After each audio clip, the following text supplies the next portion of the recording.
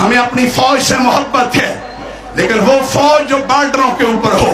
یہ بات نوٹ کیجئے کہ دشمن کا عالمی ایجنڈا یہ ہے کہ پاکستانی قوم اور پاکستانی فوج کے بیچ میں فاصلے بڑھائے جائیں، نفرتیں بڑھائی جائیں۔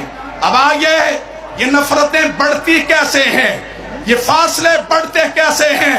میں اسٹیبلشمنٹ کے مقتدر لوگوں سے کہنا چاہتا ہوں، سنو، یہ فاصلے تب بڑھتے ہیں جب آپ اپنی آئینی حدود کو پھلانگتے ہیں، جب آپ اپنی حدوں کو کراس کرتے ہیں، جب آپ آئین کو توڑتے ہیں، جب آپ مصنوعی پروجیکٹ بناتے ہیں، جب آپ جھوٹی قیادتیں گھڑتے ہیں، جب آپ مکاروں کے غبارے میں ہوا بھرتے ہیں، جب آپ قوم کے اوپر لٹیروں کو مسلط کرتے ہیں، اس کے نتیجے میں قوم آپ سے دور ہو رہی ہے۔ ان جھوٹے، ان مکار اور ان لٹیرے لیڈروں کے غبارے میں ہوا بھرنا بند کیجئے۔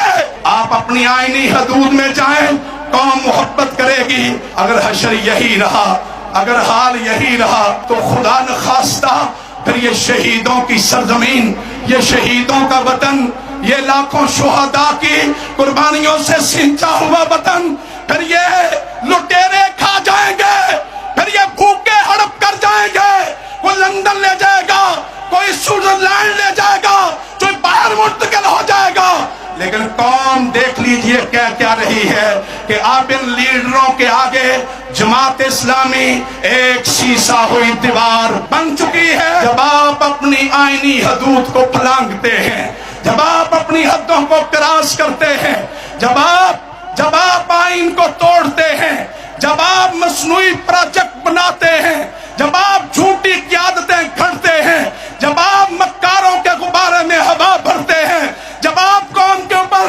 لٹیروں کو مسلط کرتے ہیں، اس کے نتیجے میں قوم آپ سے دور ہو رہی ہے۔ ان جھوٹے، ان مکار اور ان لٹیرے لیڈروں کے غبارے میں ہوا بھرنا بند کیجئے۔ آپ اپنی آئینی حدود میں جائیں، قوم محبت کرے گی۔ اگر حشر یہی رہا، اگر حال یہی رہا تو خدا نخواستہ پھر یہ شہیدوں کی سرزمین، یہ شہیدوں کا وطن، یہ لاکھوں شہداء کی قربانیوں سے سینچا ہوا وطن، پھر یہ لٹیرے کھا جائیں گے، پھر یہ بھوکے ہڑپ کر جائیں گے۔